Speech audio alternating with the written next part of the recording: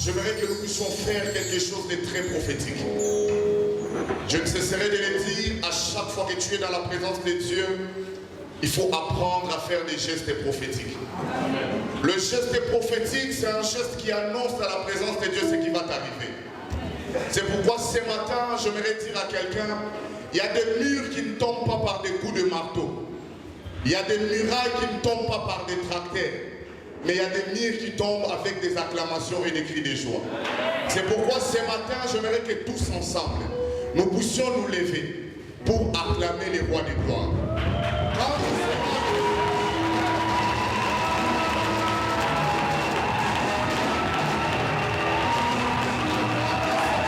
Je suis venu déclarer ce matin, c'est une nouvelle saison qui commence dans ta vie. Je suis venu déclarer dans ta vie, c'est une nouvelle saison qui commence. Oh, j'ai l'intention de dire à quelqu'un, il faut prier pour tes ennemis, que Dieu leur donne de la patience. Parce qu'ils vont attendre longtemps. Ils avaient dit que 2018 est aussi la terre. Nous sommes arrivés à 2019. Ils ont dit que 2019 ne passera pas. Nous sommes en 2020. Donc tes ennemis ont besoin de la patience.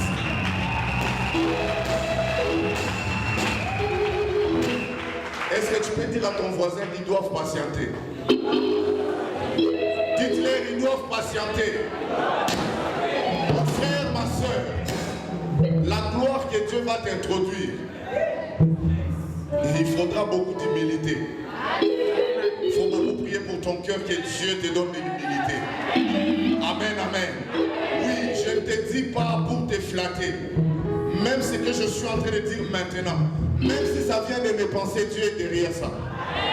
Donc de la même manière que je suis en train de déclarer, de la même manière que je suis en train de parler, que toutes les promesses qui étaient loin commencent à prendre de la vitesse.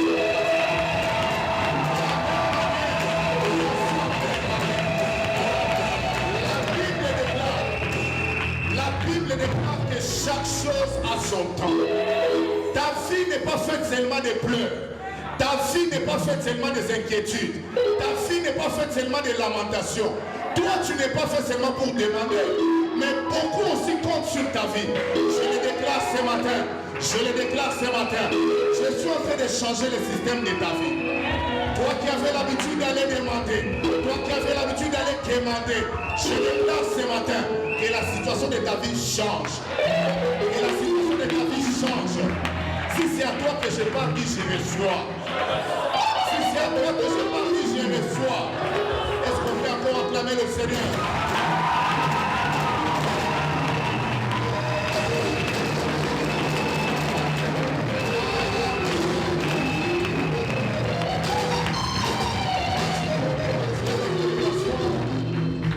Prends la main de ton voisin. Prends la main de ton voisin, de la personne qui est juste à côté de toi. Dis à ton voisin, Dieu est fidèle. Oui, dis-lui, Dieu est fidèle. Vous savez, quand nous parlons de la fidélité de Dieu, nous ne faisons pas allusion à ce qu'il a fait. Nous ne faisons pas allusion à ce qu'il va faire. Nous faisons allusion à sa nature. Donc la fidélité, c'est la nature de Dieu. Qu'il fasse, qu'il ne fasse pas, nous savons qu'il est fidèle. Qu'il donne, qu'il ne donne pas, nous savons qu'il est fidèle. Mais dans sa fidélité, comme c'est sa nature, Dieu ne peut jamais renier sa nature. Tout ce que Dieu sait faire, c'est d'honorer sa nature. De la même manière que tu tiens la main de ton voisin, dis-lui, regarde bien mon visage. Dis-lui, regarde bien mon visage. Oui. Dis-lui, regarde bien mon visage. Dis-lui, ne m'oublie pas. Parce que Dieu va t'élever.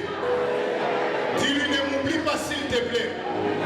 Parce que Dieu va t'élever. Dis-lui, quand tu seras dans la gloire, souviens-toi de moi. Dis-lui, quand tu seras dans ta gloire, souviens-toi de moi. Est-ce qu'on peut acclamer encore le Seigneur?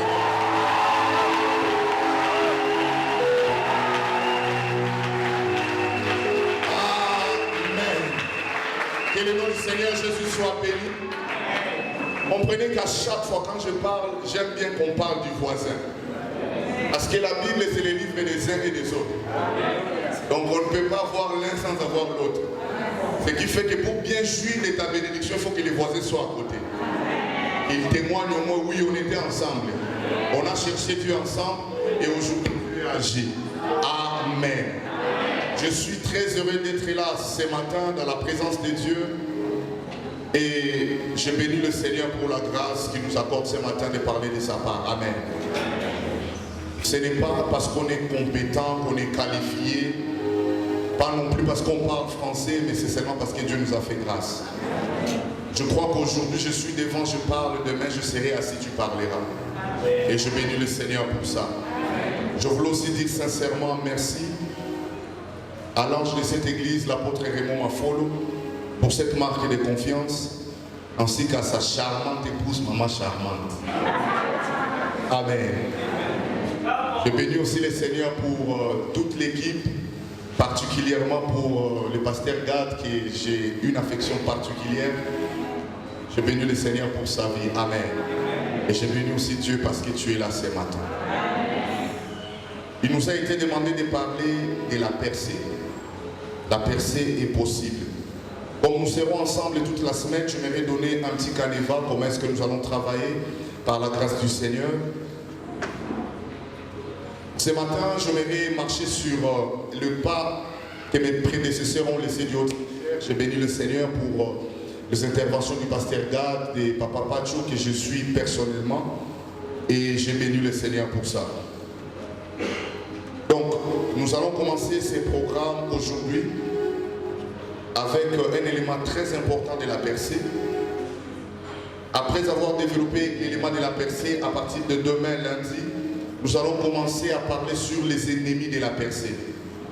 Il y a des ennemis de la percée. Et tu vas connaître ces ennemis de la percée et nous allons prendre des moments dans la prière pour détruire, combattre ces ennemis de la percée. Et au milieu de la semaine, nous allons avancer avec les exigences de la percée. La percée a des exigences. Et nous allons connaître quelles sont les exigences de la percée. Et nous allons clôturer le dimanche prochain avec la percée est possible. Amen. Et le nom du Seigneur Jésus soit béni. Amen. Avant de commencer mon message, je vais dire à quelqu'un que Jésus revient bientôt. Amen. Avant d'avancer, je vais dire à quelqu'un que Jésus est à la porte. Avant de dire un mot de plus, je vais te dire que le pas du Seigneur se font entendre. Amen. S'il y a un souci dans ta vie, s'il y a une chose qui n'est pas encore réparée, tu as l'occasion de le faire. Tu as l'occasion de le faire parce que oui, il revient bientôt. Fais un effort, s'il te plaît, bien-aimé, d'arranger ta vie, de mettre les choses en ordre. Oui, on peut bien beau parler de la percée, mais si notre vie n'est pas en ordre, il y aura un souci qui va se poser. Amen. C'est pourquoi ce matin, j'aimerais encourager quelqu'un à prendre une décision ferme, sachant que le Seigneur Jésus est à la porte. Amen. J'aimerais donner encore cet exemple que je donne toujours. Si Maman Charmante écrit qu'elle revient dans 10 minutes, celui qui va entrer après 5 minutes lira « Je reviens dans 10 minutes ». Celui qui va entrer après 8 minutes lira que je reviens dans 10 minutes. Et celui qui va entrer après 9 minutes lira que je reviens dans 10 minutes. Or, personne ne maîtrise les temps. Il est écrit dans la Bible « Je reviens bientôt ». Personne d'entre nous ne sait quand est-ce que cet écrit a été placé là. Et personne d'autre ne sait il nous reste combien de temps. C'est pourquoi je t'en supplie, je t'en supplie, je t'en supplie. Ne rate pas ces grands rendez-vous. Rate les mariages, rate les travails. N'aie même pas des enfants, mais ne rate pas ces grands rendez-vous. Et je crois que Dieu va nous faire grâce. Amen. C'est pourquoi à chaque fois qu'on est pendant la louange, j'aime bien regarder l'attitude des gens. Je bénis le Seigneur pour notre papa. À chaque fois que je suis ici, il n'y a pas une louange sans qu'il les transpire. Donc il est devenu mon défi. À chaque fois que je suis ici, je dois les... Quand il commence à transpirer, je dis Seigneur, papa, moi je suis allé. Je dois aussi transpirer. Donc c'est pour dire que ce sont des exercices qu'on va faire au ciel. On est en train de s'exercer pour le ciel. Si tu es incapable de louer, comment tu vas faire l'éternité? Si tu es incapable de marcher dans la sanctification maintenant, comment vivras-tu la sanctification dans l'éternité? Donc exerce-toi à ces choses et je crois que Dieu te fera grâce. Amen. Voilà. Est-ce qu'on peut entrer dans le message? Est-ce qu'on peut entrer dans le message? Dis avec moi, la percée est possible. J'aimerais que tu le dises encore avec foi. La percée est possible. Mais c'est quoi la percée? Selon certaines recherches, nous avons vu que la percée est une ouverture. La percée aussi est une réussite malgré les obstacles. La percée est une ouverture, mais aussi la percée est une réussite malgré les obstacles. Nous disons aussi que la percée est une ouverture pratiquée pour faire un chemin. La percée est une ouverture pratiquée pour faire un chemin. Il y a des domaines de nos vies qui n'ont pas de chemin. Dans ta famille, le chemin des milliardaires n'existait pas. Dans ta famille, le chemin des entrepreneurs n'existait pas. Il te faut expérimenter la percée dans ces domaines-là pour être les pionniers dans ces domaines qui n'existaient pas dans ta famille. C'est pourquoi ce matin, au moment où je suis en train d'introduire, j'aimerais déclarer qu'à la fin de ces programmes, il y aura des pionniers dans des familles. Il y aura des choses qui n'ont jamais commencé dans des familles qui vont commencer en rapport avec ces programmes. Il y aura des choses qui n'ont jamais été vécues dans cette église qui vont commencer par toi. Si c'est toi, donne-moi un bon amen. Donc je disais que c'est une ouverture pratiquée pour faire un chemin. Mais j'ai aimé ce que le Saint-Esprit m'a dit. J'ai dit, mais c'est quoi la percée? Je vis les définitions. C'est quoi la percée? Le Saint-Esprit m'a dit que la percée, c'est d'aller là où Dieu se trouve. La percée, c'est d'aller là où Dieu se trouve. En d'autres termes, la percée, c'est arriver là où Dieu t'attend. Vous savez, Dieu dit à Moïse, monte sur la montagne, moi je vais descendre. Monte sur la montagne, moi je vais descendre. C'est pourquoi je voudrais te dire ce matin que ta percée est ta responsabilité. Il dit à Moïse, moi je vais descendre où? Sur la montagne. Toi Moïse, qu'est-ce que tu vas faire? Tu dois monter où? À la montagne. Entre toi et Dieu, il y a un lieu de rendez-vous. Ce lieu de rendez-vous s'appelle la percée. Pour dire que quelqu'un a connu la percée, c'est-à-dire quelqu'un a répondu au rendez-vous de Dieu. C'est pourquoi vous allez voir même le Seigneur Jésus, quand il mourait, on l'a crucifié sur terre, mais sur un poteau. Il était à terre. Jésus n'est pas mort par terre. Vous avez vu, il a laissé une distance entre là où il mourait et la terre. Pourquoi? Parce que celui qui mourait sur la croix était un Dieu. Or, Dieu ne descend pas sur terre. Et quand il décide même de descendre, il reste dans notre cœur. Pour ne pas être en contact direct de la terre. Donc c'est pour dire que ta percée, c'est ta responsabilité. Bien-aimé dans le Seigneur, il n'y a pas de percée sans quitter. Pour parler de la percée, on doit quitter un état A pour un état B. On ne peut pas dire que j'ai percé dans tel domaine en voyant la vie qui ressemble à la vie passée. On ne peut pas dire qu'il a percé dans telle chose. Quand on regarde la vie de la personne, on sent qu'il n'y a pas de différence l'avant ou l'après. Ce matin, j'aimerais dire à quelqu'un, oui, la percée est possible, mais la percée a aussi un prix. Oui, la percée est possible, mais il y a des éléments importants pour connaître la percée.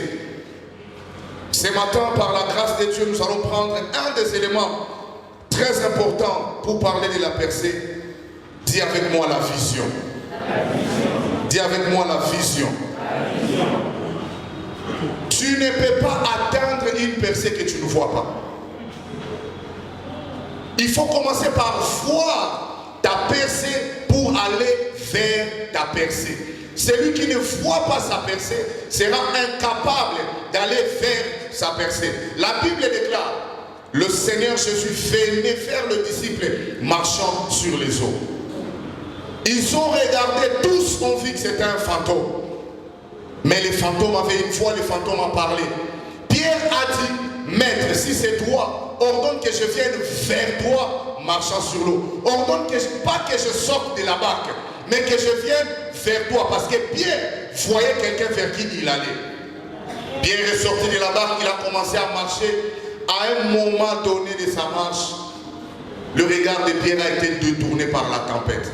Ce matin, j'ai une bonne nouvelle pour quelqu'un qui traverse la tempête.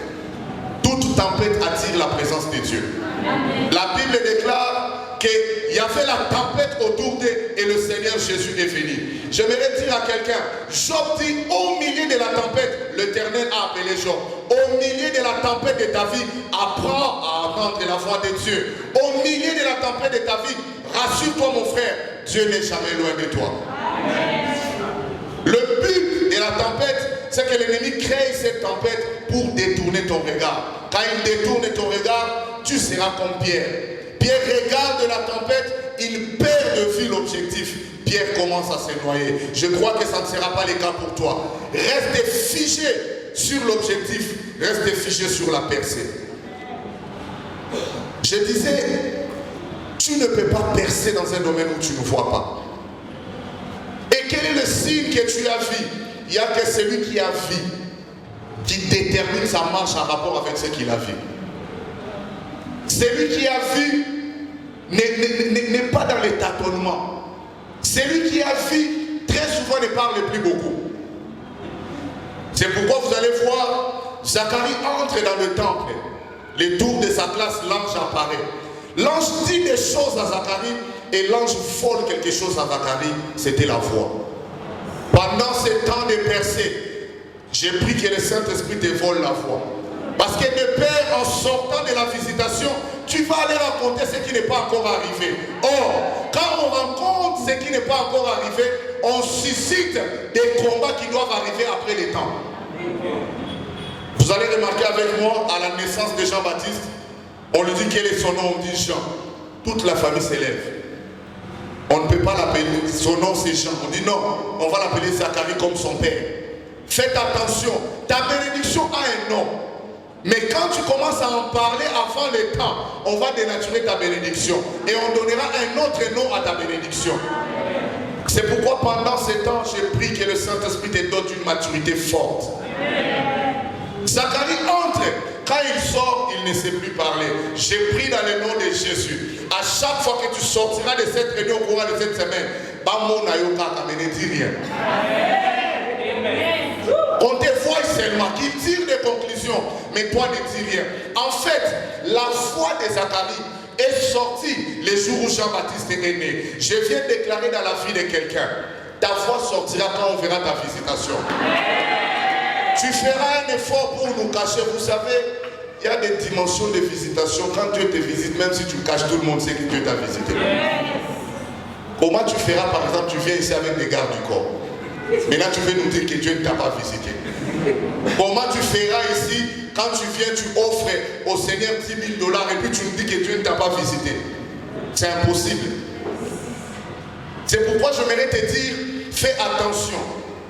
Pendant ces derniers virages de la percée, fais très attention. Parce que Dieu cache des choses au début et à la fin. Chaque début est Dieu dedans. Chaque début, Dieu commence. Dans chaque début, Dieu se manifeste pour prouver, pour attester qu'il est au début de cette chose. Mais à la fin de chaque chose, il y a l'abondance. C'est pourquoi la Bible dit dans le dernier temps, je répandrai de mon esprit. Donc dans ces derniers virages de ce temps de prière, ça sera l'abondance. Dieu va se libérer totalement. C'est pourquoi, comme tu vas les voir à une dimension que tu ne l'as jamais vue, j'ai pris que le Saint-Esprit te vole la voix. Amen. Et j'ai pris que le Saint-Esprit t'ouvre les yeux. Amen. Nous allons prendre nos Bibles dans le livre de Genèse chapitre 12. Genèse chapitre 12 du 1er au 4e verset. Je lis pour nous tous au nom de Jésus.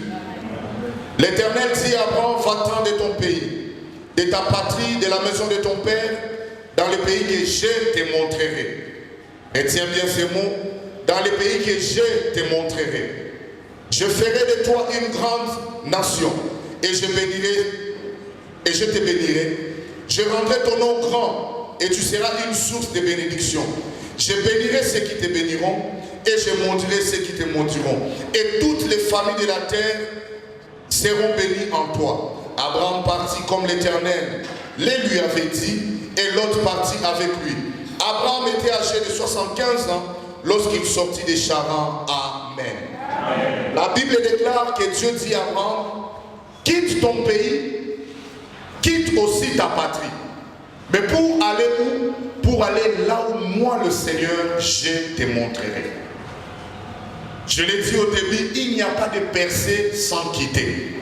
C'est comme ça le Seigneur venant chez Abraham, il dit à Abraham, quitte ton pays, ta patrie, va vers le pays que je te montrerai. Bien-aimé dans le Seigneur, la percée est une folie selon les hommes. Parce que le début de la percée commence par des confusions. Vous imaginez, un matin, Abraham vient voir son père, lui dire, papa, j'ai pris la décision de partir avec ma femme. Son père lui dit, où? Il dit, vers le pays que Dieu va me montrer.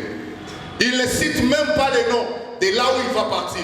Mais il dit seulement vers le pays que le Seigneur va me montrer. Ce matin, j'appelle quelqu'un à l'obéissance. J'appelle quelqu'un à l'obéissance à la voix de Dieu. Les instructions que tu vas entendre vont te permettre à quitter et à aller vers ta percée. La Bible déclare, Abraham est sorti comme le Seigneur l'avait dit. Mais regardez, quand Abraham sort, Abraham rencontre des villages. Abraham rencontre des villes. Mais pourquoi Abraham ne s'arrête pas? Abraham ne s'arrête pas parce que la foi qu'il avait demandé de sortir ne l'avait pas encore dit de s'arrêter. Ce matin, je suis venu dire à quelqu'un, le Seigneur qui a sifflé les coups d'envoi, peu importe les scores, même si tu es mené 5-0, ne regarde pas les scores, mais regarde l'arbitre qui a sifflé les coups d'envoi. Tant qu'il n'a pas encore sifflé la fin du match, crois que le score peut encore changer. Et je voudrais dire à quelqu'un, on ne perd jamais quand Dieu est notre arbitre. Même si le score semble être défavorable, même si l'ennemi est en train de nous mener, nous connaissons l'issue du score. Abraham arrive dans des villes, dans des villages, il passe. Mais comme la voix n'avait pas encore parlé, Abraham ne savait pas s'arrêter. Je suis venu dire à quelqu'un ce matin, ne t'arrête pas tant que tu n'as pas encore vu. Là où tu es arrivé, il y a un autre niveau. Là où tu es arrivé, il y a un autre niveau. La Bible déclare que notre marche avec Dieu, c'est une marche de gloire en gloire. Une marche de gloire en gloire. Bien-aimé dans le Seigneur, détrompe-toi, la percée est un processus. Dieu ne peut pas te dire, quitte, parce que je vais t'amener à tel endroit. Non, l'instruction dans la marche avec Dieu passe par l'obéissance. Quand tu obéis par ce que Dieu te dit, c'est dans la marche que tu vas comprendre qu'est-ce qu'il voulait te dire. Il dit à Abraham, j'ai rentré ton nom grand, je te bénirai. Toutes les nations de la terre seront bénies par toi. Mais tu dois d'abord quitter. Mon frère, tu ne sens pas que tu dois quitter quelque chose. Ma soeur, tu ne sens pas que tu dois quitter quelque chose. Ta percée t'attend. Personne ne peut bouger ta percée. Ta percée est là. Elle est bien fixe, mais tu dois quitter. Mais quelle est la chose qui va te motiver à quitter? C'est la vision. Amen. Si les écailles de tes yeux tombent, si tu vois clair, tu prendras la décision. Comme Abraham, il dit, ok, je suis dans la maison de mon père, je suis dans les conforts, je suis bien comme je suis là. Mais à cause de ma percée, je dois d'abord quitter. C'est pourquoi Abraham est sorti comme l'Éternel l'avait dit. Malheureusement, il a pris l'autre avec lui. Ça sera notre enseignement à partir de demain, les ennemis de la percée. Abraham sort comme l'Éternel l'avait dit. Quand Abraham sort, c'est un Abraham sans Isaac qui sort. Pourquoi est-ce que Dieu ne pouvait pas donner directement Isaac à Abraham? Il pouvait, quand il arrive, directement, il les visite, il lui donne directement, les choses commencent. Mais Dieu savait qu'Abraham doit être travaillé. Dieu est en train de travailler ton caractère. Dieu est en train de travailler son profil. Je disais à maman ce matin, plusieurs d'entre nous disons que les chansons avaient oublié Joseph quand il est sorti de la prison. Les chansons n'avaient pas oublié Joseph. Les chansons attendaient que Pharaon puisse avoir les rêves. Parce que si les chansons se souviennent de Joseph sans rêve de Pharaon, la sortie de Joseph sera sans impact. C'est pourquoi aussi Dieu a amené d'abord Joseph dans la maison de Potiphar. La Bible déclare, il a établi responsable de tous ses biens. Amen. Or, pour diriger une nation, il faut connaître les ressources humaines et la logistique. Il avait déjà la notion de la logistique en étant dans la maison de Potiphar. Mais il lui manquait une chose, la gestion des ressources humaines. Et où est l'endroit que Dieu devait l'amener? Dieu l'amène dans une prison. Et c'est dans la prison, la Bible dit, on l'établit comme chef des prisonniers. Joseph apprend comment gérer les hommes. Mon frère, ma soeur, la situation dans laquelle tu te trouves joue à ta faveur. La situation dans laquelle tu es maintenant joue à ta faveur. Encore un peu de temps, tu comprendras pourquoi tu es passé chez Potiphar. Et encore un peu de temps, tu comprendras pourquoi tu es passé par la prison. Bien-aimé, les chansons n'avaient pas oublié Joseph. Les chansons attendaient le moment fixé. Parce que Dieu était en train de fabriquer les rêves de Joseph. Je suis venu dire à une sœur, il y a un homme que Dieu est en train de fabriquer. Je dis à un chômeur, il y a un travail, un poste que Dieu est en train de fabriquer. J'aimerais dire à un homme de Dieu, il y a un terrain approprié à ton ministère que le Seigneur est en train de fabriquer. Bien-aimé dans le Seigneur, Dieu ne ramasse pas sur les trônes. Dieu ne ramasse pas les élevés. Dieu ne prend pas des endroits propres. Cette semaine, mon frère, change ta manière de prier.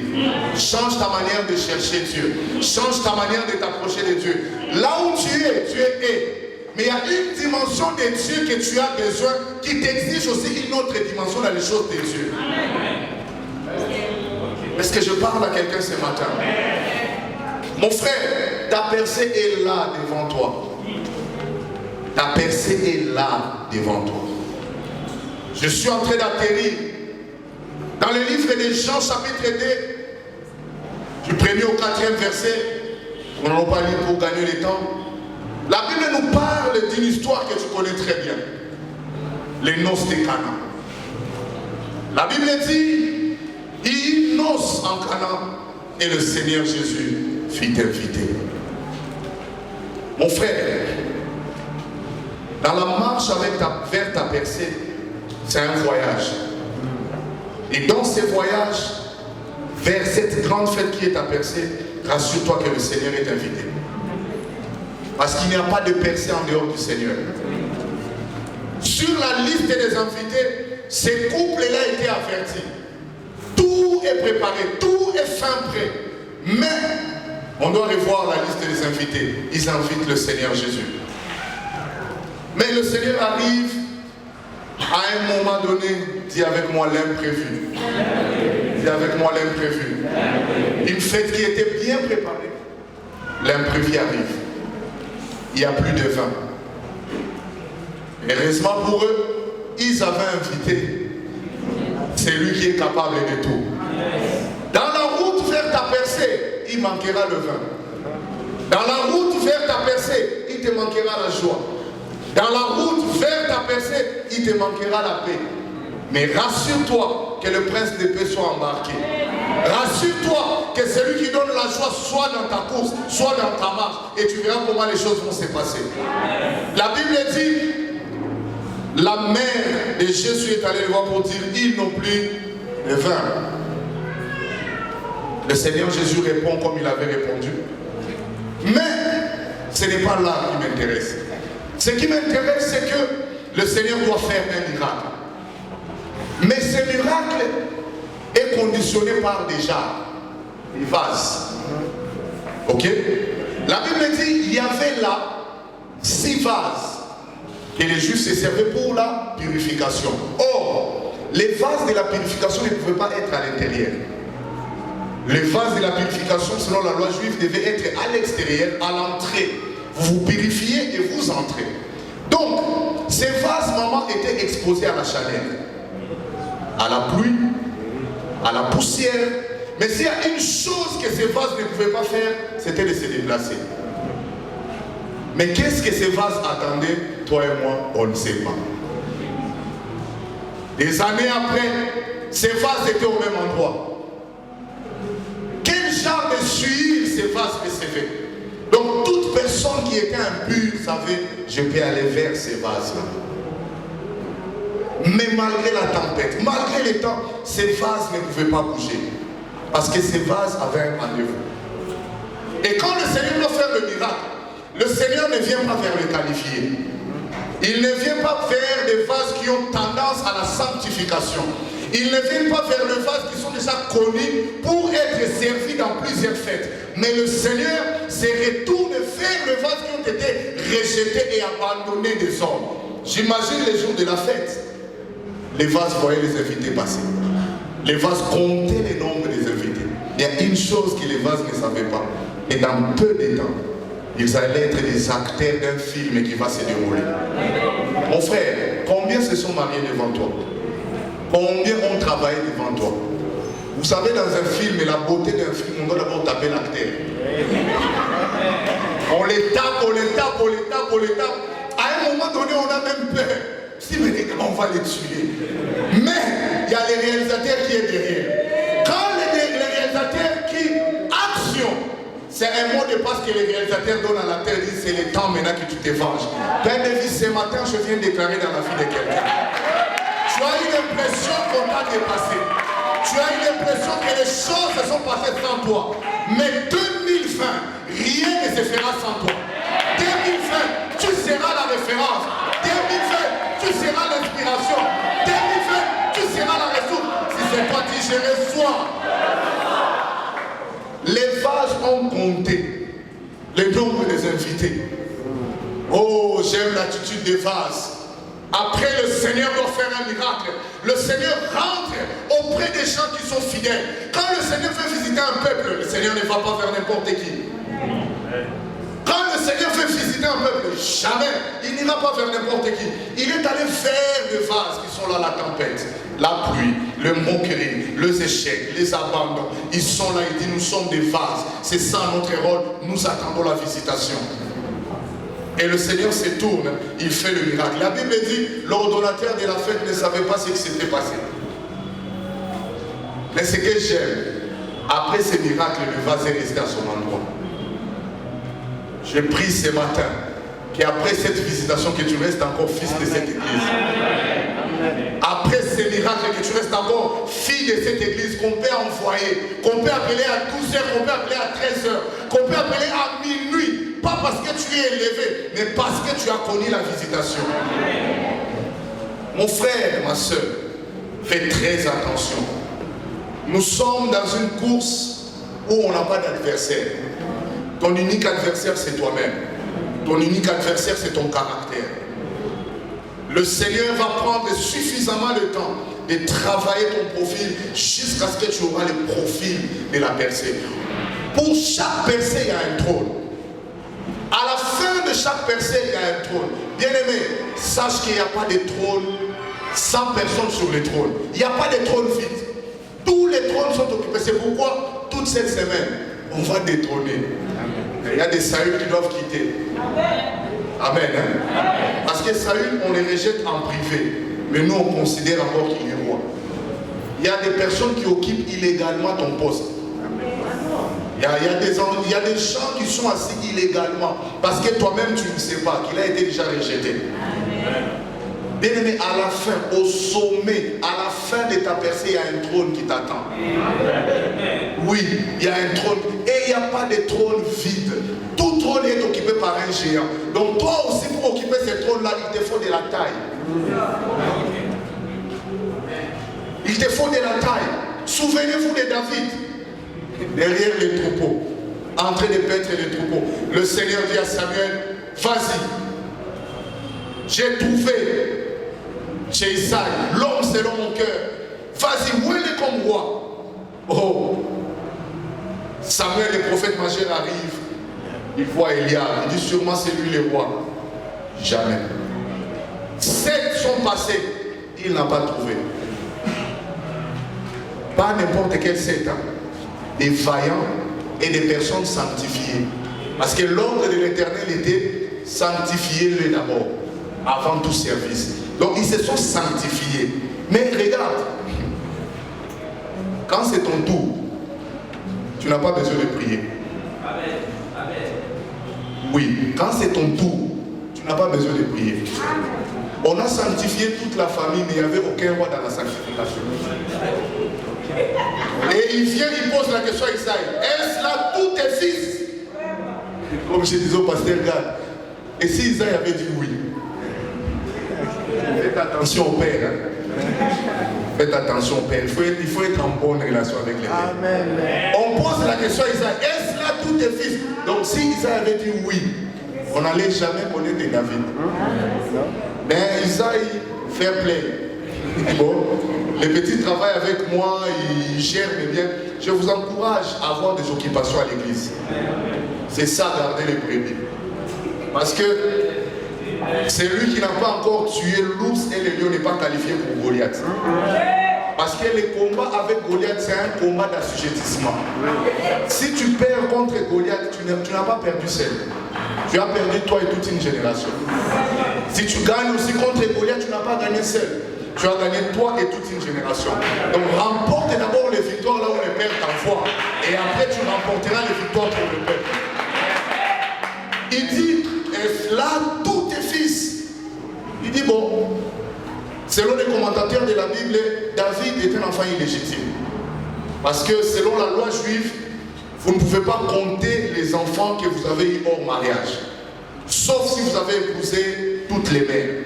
Donc les commentateurs de la Bible pensent que David n'était pas l'enfant légitime. C'est pourquoi il n'est pas compté. Parce que la Bible précise qu'il a fait passer tous ses 7 fils. Vous comprenez, hein? Il a fait passer tous ses 7 fils. Mais il dit, il reste un. Qui a déjà joué au jeu des cartes? Joker. Abimarapa papa maté. J'aimerais parler à un joker. Comment on va te faire entrer? Le match vient de commencer. Le match vient de commencer. On ne peut pas te faire entrer. Toi, tu es là pour remettre les choses à l'ordre. Donc il faut un déséquilibre total.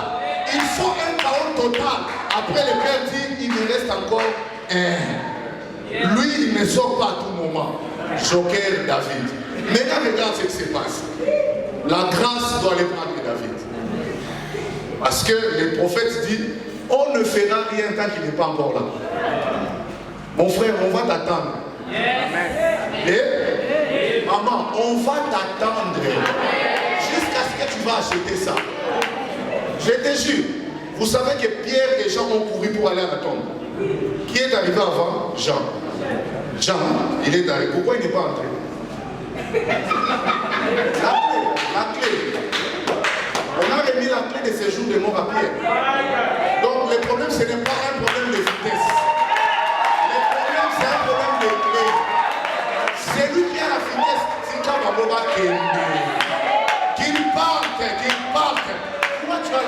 Vous savez, les responsabilités nous donnent de la lourdeur des fois. Quand tu deviens trop responsable, au le roi kilo, tu as des fatigues. Ce ne sont pas des fatigues, c'est la responsabilité. Jean l'attend mis sur délit. Qu'est-ce qu'il va faire? La clé n'est pas là. Et en train de Arobet a sifflé. Je suis venu dire à quelqu'un d'une manière prophétique. Ils sont partis, mais il y a une étape où toi seul tu as la clé. Ils sont partis, mais il y a une étape où toi seul tu as la clé. Et la clé, c'est ta percée. La Bible dit, la grâce devait aller prendre David. La grâce a pris la route. La grâce avance. Et puis la grâce voit son aiguille indiquer la forêt. Je vais entrer dans la grâce entre dans la forêt.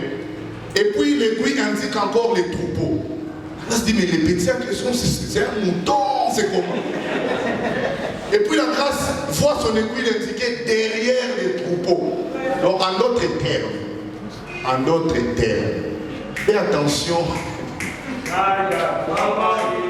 Voilà la bombe, je vais dire aux serviteurs. Bien-aimé dans le Seigneur, fais attention à un berger qui est tout le temps propre. Il est impossible d'être derrière les troupeaux et être tout le temps propre. Pourquoi? Quand tu fais bien, c'est pour vous. Quand tu te méconduis, c'est le pasteur Mafoul. C'est ça son travail, non? Quand tu as une promotion, vous fêtez en famille. Mais quand tu te conduis dehors, il est de pain de vie. Donc faites attention. Quand tu vois un berger trop propre, il n'est pas derrière. Il doit être à peu près aux alentours, mais il n'est pas derrière. La Bible dit, il était en fait. Donc quand les troupeaux font tous leurs besoins, il est là en train d'enlever. En train d'enlever. Et c'est cette personne que le Seigneur choisit comme roi. La percée a besoin d'un cœur. La percée obéit à un cœur. Est-ce que tu as le cœur?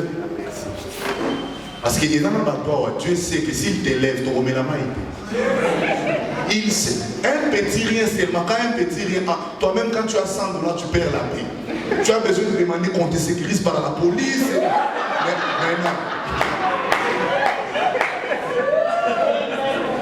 Maintenant, quand il y aura des 100 000, quand il y aura des 1 million, est-ce que tu accepteras encore de te mettre à genoux? Je disais à maman hier, j'ai fait une prière à Dieu. Je dis à Dieu, si tu me donnes beaucoup d'argent, partout on m'invitera, on me prendra bien en charge. Donc désormais, je vais commencer à aller seulement, je prêche, je termine. C'est moi qui bénis l'église qui me Amen. Amen. Parce que j'étais en train de dire, l'argent des fois ça peut te monter au cerveau.